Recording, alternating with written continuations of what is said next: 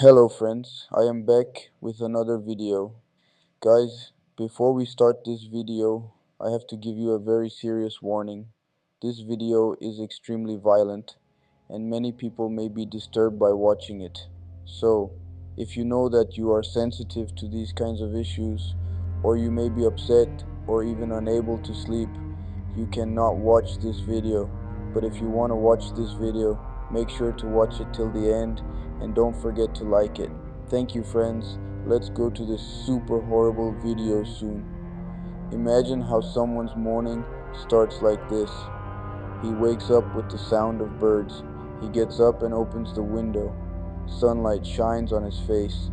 Then he comes back and takes nuts from the nut container that is next to the bed. But the nut container is a little different from other containers. The difference is that the dish is made of a human skull. After that, he goes to his closet, opens his closet door, and puts on a shirt and pants made of human skin. But this lovely morning does not end here. After that, he goes to the room. Among all the masks that were made of human faces, he randomly chooses a mask that belongs to a person named Dora, puts it on his face, and goes to the farm and starts his daily work. You might say to yourself that this kind of thing only happens in horror movies, or you might even remember the movie Texas Chainsaw Massacre and the leather-faced character who was a dangerous killer who slaughtered people with a chainsaw, and his face mask was made of human skin. But all these stories that I told you and the story of that movie that I told you, none of them are created by the sick mind of a writer. Rather, these are all based on the real life of a psychotic killer named Edgen, who was also known as Plainfield Butcher. There was a person who made chair covers, clothes, and masks from human skin. Edkin was born in 1966. He had only one older brother named Henry. Edkin's father was an alcoholic, and his mother hated him for it, and they did not have a good relationship with each other. On the other hand, Edkin's mother had a supermarket and a large store, which she sold after a while and completely turned to farming. This family lived on a large farm near the city of Prime Peel, and Edkin's mother was a self-satisfied and very controlling religious woman. He was very satisfied with the fact that they lived in a farm far from the city. The reason was that he wanted to keep his sons away from society and the rest of the people, so that he could force his strong and intense beliefs into their brains, without being influenced by the society, that maybe sometimes they can understand that their mother says something wrong. Their mother used to constantly read to them from the Bible, especially the violent parts about death and murder from the old days, and he said that Satan is everywhere and people are all corrupt. Ede's mother even told her son that all the women in the world except her are corrupt and evil, and on the other hand, they should not even look at them, and looking at them is even a sin, and because of this, his mother never allowed them to leave the farm, and the only time Edkin could leave the farm was when he wanted to go to school. His mother had strictly forbidden him to do so, so that he wouldn't want to be friends with someone there, and if he ever wanted to be friends with someone, she would severely punish him. As you can guess, since Edkin did not have a healthy childhood, and was not a normal child in school, and many thought that Edkin was a strange person, because on the other hand, he has been shy, and has been doing a series of strange things. For example, he laughs as if he is laughing at the joke he is thinking in his heart. Edkin and his brother Henry also worked full-time on the farm outside of school. They helped their mother to do the housework. But despite the fact that they tried so hard to show themselves well in the eyes of their mother and introduce themselves as good children, however, their mother was never satisfied with them and constantly complained about them and told them that when you grow up, you will be a bunch of idle people like your father. Atkin and Henry lived with this condition throughout their teenage years and even into their early youth. They had cut ties with almost everyone in the world, and they did not see anyone properly, and did not talk. But this situation happened in 1940, that is, when their father died due to excessive alcohol consumption. Almost changed, Edkin and Henry now had to do what their father used to do by themselves and do some work outside the house. Although the main work that these two brothers did was mostly labor work, but still Adkin sometimes took care of their neighbors' children, and everyone said that these two brothers were very honest and good people, and they even said that Adkin had a good relationship with children. Good, and he is very friendly with them and a very good person.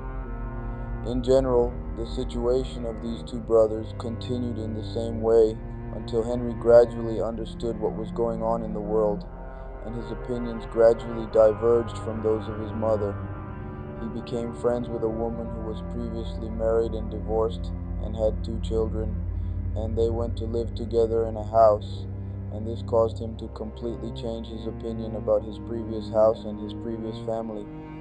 On the other hand, he was very worried that Adkin was very close to their mother, and that being close to their mother would cause her mother to have a very bad influence. That's why he started saying bad things about their mother next to Adkin. He used to say bad things behind their mother's back, and even used to fight with Adkin's mother many times, and told her that you shouldn't treat Adkin like this. But unfortunately, this work of art had no effect on Adkin.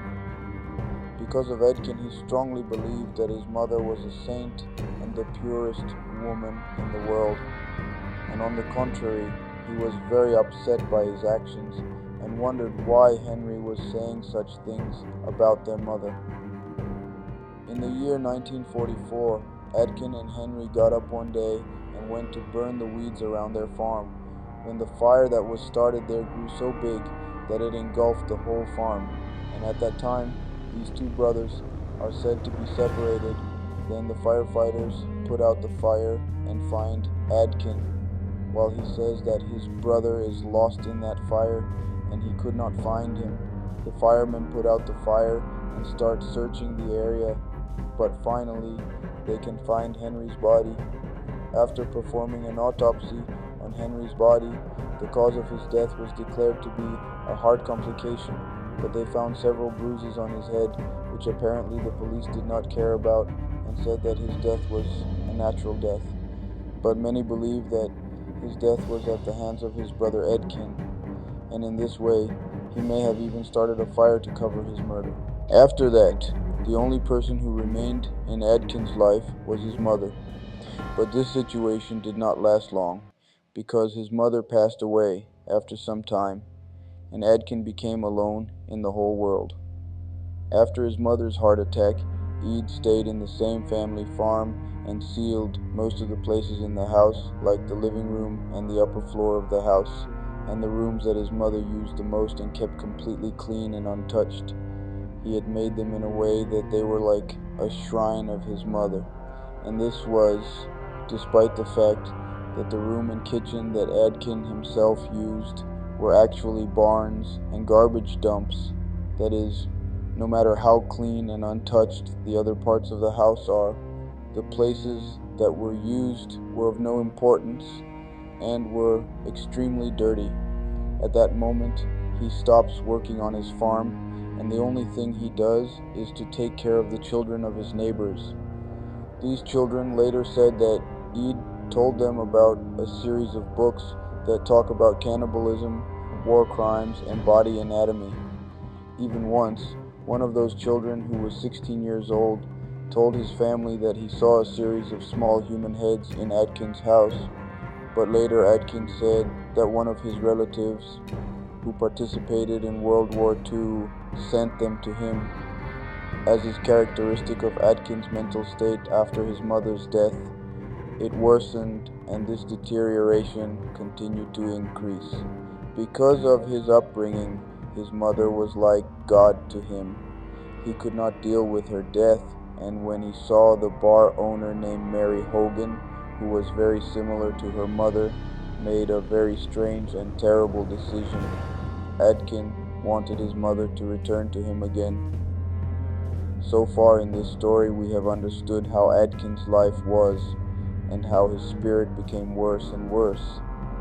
But from now on, let's go a little towards the end of the story. In the year 1957, the owner of the Plainfield hardware store, Bernice Warden, disappeared very suddenly, and one of the city's residents told the police that he saw Warden's car leaving behind the shop at 9:30 in the morning.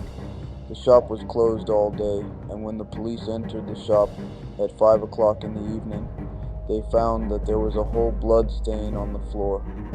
At the same time, several witnesses came and said that the last person who saw Bernice was none other than Edgin, who had said the day before that he wanted to buy antifreeze for his car, and the next day he wants to come and pick up the antifreeze. When the police checked the receipts of the shop, they realized that the last sale, that is the last receipt, is related to an antifreeze. That's why the police quickly get a warrant to enter Adkins' house. When they entered his house, they see one of the most horrible scenes that the American police have ever seen. The police found the body of Bernice Warden in the barn of the farm. While it was hanging on the contrary, its head was not on the tension, and exactly like a slaughtered animal in the slaughterhouse, its stomach was opened and the internal organs were pulled out. After examining Varden's body, they found out that he was killed by a rifle shot, and later these disasters happened to him. But this was not the only thing that the police found in Adkins' house that day. When they entered Adkins' house, they realized that Adkins has been doing the most horrible things that a human being can't even think about all this time. That day, the police found the strangest and scariest crime evidence in Adkins' house: complete human bones, a trash can made of human skin, chairs and sofas covered with human skin, a few healthy human skulls above his bed, the skulls whose upper part was cut and shaved and turned into a bowl. The separated human body is a woman's dress that was made entirely from the skin of a woman's upper body, tights with human skin, 9 masks made from the skin of a human face. Some of them had lipstick on their lips, and their faces were clearly defined as to whom they belonged to. A belt made from the private parts of a woman's body, the complete head of Bernice Warden, which was placed in a bag, and her heart, which was on a plate next to several. It was a pot. 4 noses and 2 lips that he hung on the curtain rope of one of the windows. A sleeping lamp whose upper part on the lamp was made from the skin of a human face. The internal parts of the body in the refrigerator, fingernails, skull and mask, facial skin, and the owner of the bar, that is, the lady we talked about, who looked like his mother, and many other horrible things that you can't even imagine, were found in this boy's house. After examining all those things, the police announced that it is likely that Adkin had been eating some of these during his slaughtering. Some of the parts that were not used for him were eaten, and this caused the destruction of Adkin's neighbors, because they said that Adkin used to go to their blood and take meat for them. During his interrogation, he admitted that during 5 years, from 1947 to 1952, he had opened and exhumed 40 different graves from 3 different cemeteries. Those whose faces were not like his mother's, he left there, but he took the ones that looked like his mother, took them home, had them tanned, and made these beautiful works of art with them. After taking photos of all the documents, the police destroyed them all. Adkin later said that he did not have any kind of relationship with any of those bodies and with any of the people he killed because they smelled so bad. When Adkin was asked what was the purpose of this work, he said that he made a mask from the faces of women who looked like his mother and wore clothes from the skin of those who looked like his mother so that he could become his mother and keep her alive. Interestingly, the police officer who interviewed Adkin was very angry during the interview and hit his head on the wall before Adkins' court. He has a stroke, and they say that he couldn't bear to see these scenes and the story of this terrible incident, and that's why he had a stroke and died. Finally, in 1957, Adkins was convicted of first-degree murder, but then he didn't accept it and said that he is crazy and that's why he shouldn't be tried. That's why I took him to be tested and found that yes, Aid really has schizophrenia. He has schizophrenia, and that's why he was rejected and taken to a mental hospital. Finally, after coming and going to Atkins Court several times, he died of lung cancer in the same hospital at the age of 77. The house, which was rumored to be turned into a tourist place in 1958, was suspiciously burned and destroyed in a fire for which the reason was not known. Many people say that their own people set fire there to get rid of the terrible situation there. Some say it is our work. If you have been with me until this point in the video, be sure to tell me in the comments that you have seen it so far and that I hope you can sleep at night. Because I myself, when I heard about this case, I can say that the first video was the first case that after watching it and preparing the video, I really didn't sleep well for at least one night. I saw a peacock. I hope you don't, and don't forget that you guys must like the video. I love you so much. Goodbye.